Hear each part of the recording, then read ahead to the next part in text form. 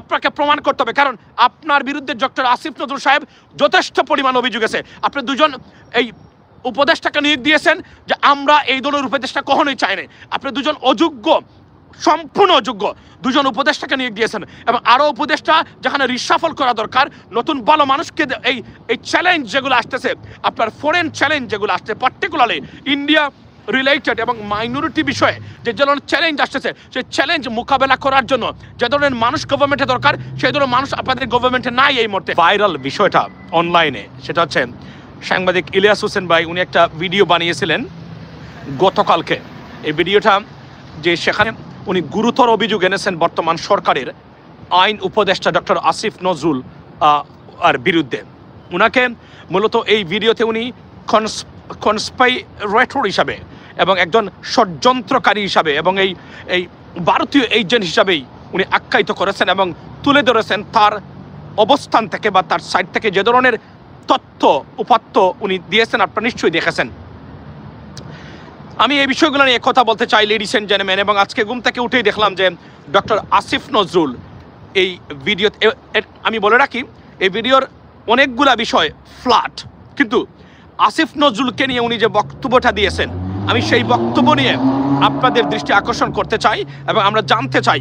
প্রথমেই বলি যে উনি যে ভিডিওতে দিয়েছেন, উনি ক্লিয়ারলি উনার অবস্থান থেকে উনি প্রমাণ দিয়ে বোঝানোর চেষ্টা করেছেন he is an agent of India, he is serving the purpose of Indian aggressions or Indian authority, এবং I mean in association with the chief of army আপনার জেনারেল ওয়াকার। এবং এই প্রথমেই বলি যে এই যে অভিযোগটা ভয়ঙ্কর গুরুতর এবং মারাত্মক একটা অভিযোগ।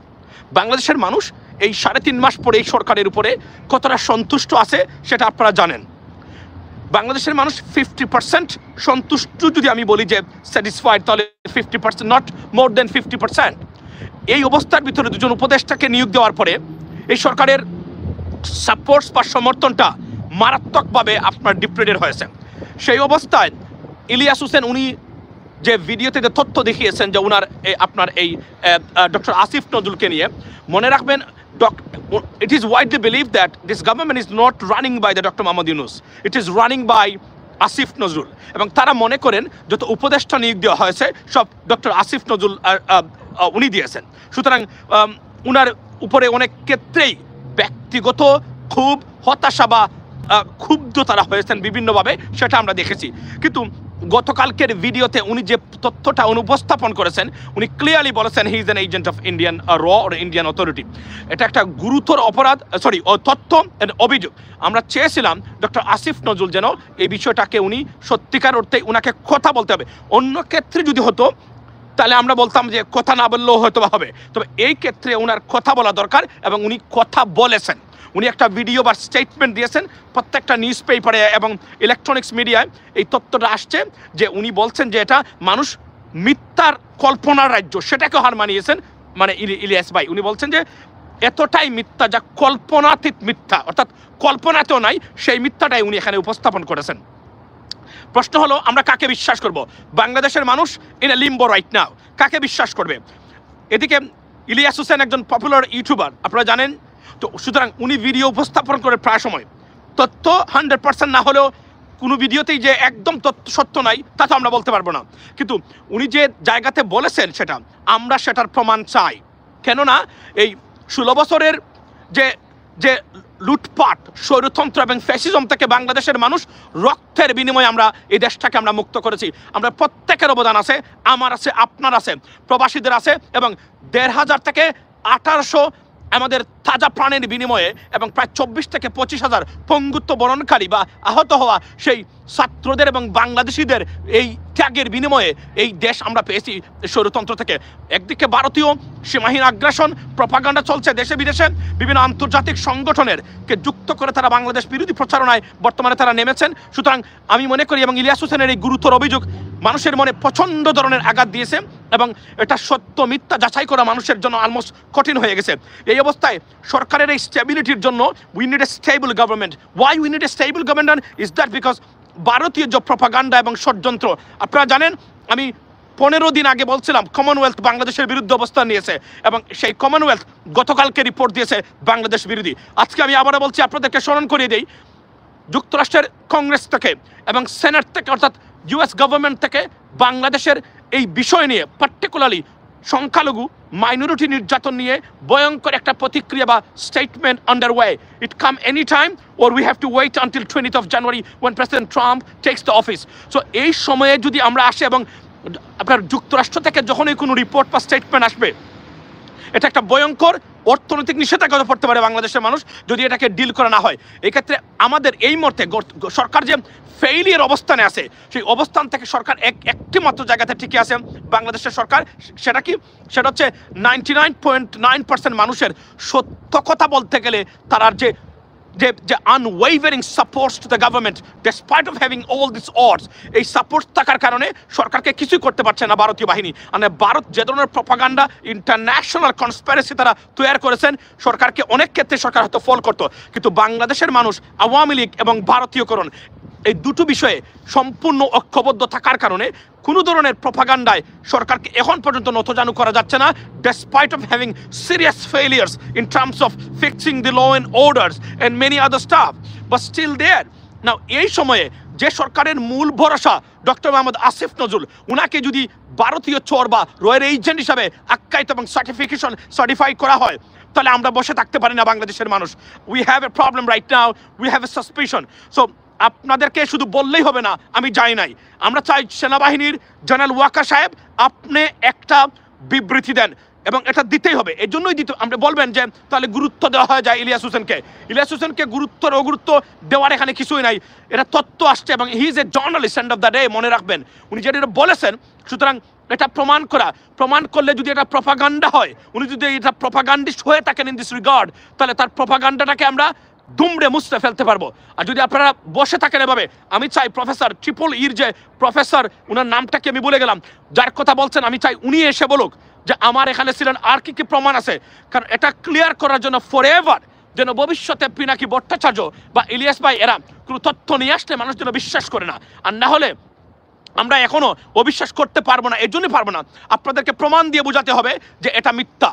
যদি না বুঝান, কারণ বাংলাদেশের মানুষ, আমি আবারও বলছি, বাংলাদেশের মানুষকে আশ্বস্ত করা it is much needed right now. যে ধরনের ষড়যন্ত্র ভারত থেকে আসতেছে আপনারা জানেন না, আমি বারবার বলছি, আমি বাংলাদেশ নিয়ে চিন্তিত নই ভিতরের, আমি ইন্টারন্যাশনাল যে রিপারকাশন বা ইমপ্লিকেশনস আছে এই প্রপাগান্ডার, এই ষড়যন্ত্রের, সেটা নিয়ে সারাদিন ভাবি। এবং আমি আন্তর্জাতিক রাজনীতি ফলো করি, আন্তর্জাতিক রাজনীতির একজন আপনার ক্লোজ ওয়াচার আপনাকে বলতে পারে, অবজারভার বলতে পারবেন। সুতরাং আমি যেহেতু দেখি, আমি বলেছি, কেউ বলে নাই কমনওয়েলথ থেকে রিপোর্ট আসতেছে। দেখেন আমি বলেছিলাম 15 দিন আগে, গতকালকে কমনওয়েলথ রিপোর্ট দিছে সীমাহীন। It's a damning report against Bangladesh, very damaging against Bangladesh. Ladies and gentleman, আমি অনুরোধ করবো, ladies and gentleman come forward.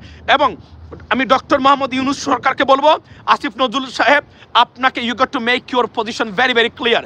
আপনাকে আমরা অবিশ্বাস করতে চাই না, কিন্তু উনি যে অভিযোগ এনেছেন, ধরে নেন ইলিয়াস হোসেন একটা সংবাদপত্র, ধরে নেন Ilias Hossain he is a channel, so উনি একটা সাংবাদিক, উনি তথ্য দিয়েছেন। Now it is your side, now sometime it is Ilias Hossain position to prove it whether you are right or রং।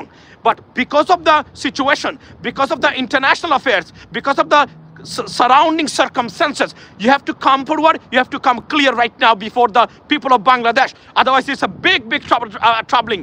আপনাকে বলতে হবে এবং beyond doubt আপনাকে প্রমাণ করতে হবে, কারণ আপনার বিরুদ্ধে ডক্টর আসিফ নজরুল সাহেব যথেষ্ট পরিমাণ অভিযোগ আছে। আপনি দুজন এই উপদেষ্টাকে নিয়োগ দিয়েছেন যে আমরা এই ধরনের উপদেষ্টা কখনোই চাই না।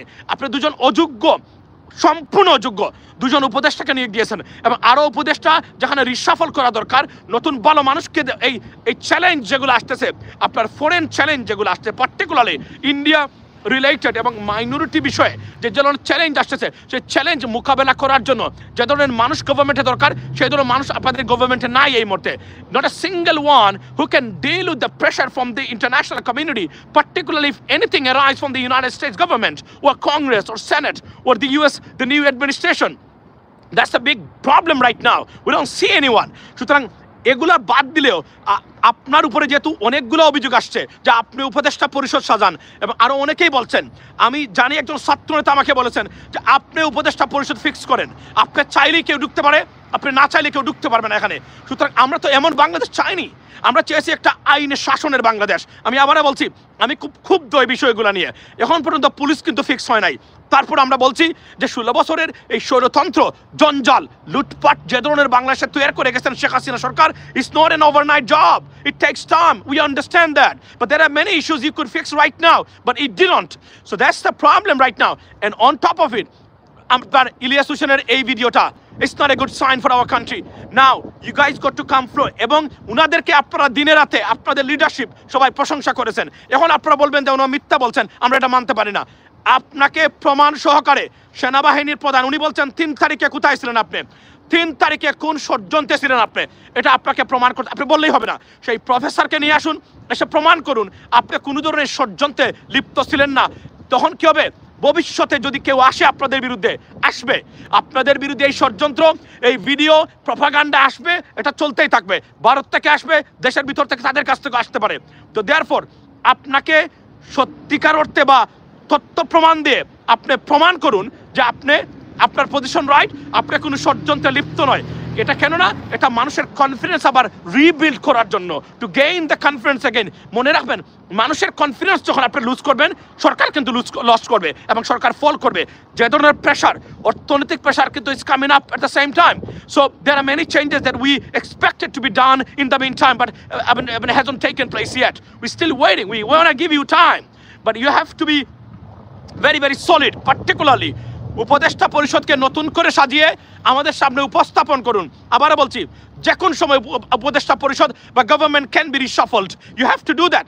এবং ইলিয়াস ভাই, একটা জায়গাতে আমি আবারও বলছি, আমি এটা মেনে নিতে পারি নাই যে আপনি ভারতপন্থীদেরকে, তবে আমরা যদি সত্য কথা বলি, আমি যদি বিবেচনা করে দেখি, এখনও কিন্তু সেই আওয়ামী লীগের বিভিন্ন ধরনের মানে প্রশাসনিক ক্ষেত্রে তারা এখনো জায়গাতে আছেন, এরা থাকার কথা না এখন পর্যন্ত।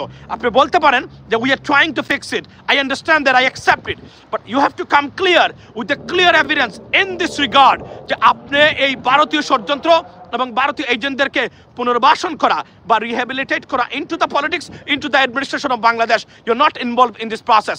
দেন আমরা বিশ্বাস করবো অ্যাডভাইজারদের এক্সপিরিয়েন্স নাই। হ্যাঁ, আমরা দেখতে পাচ্ছি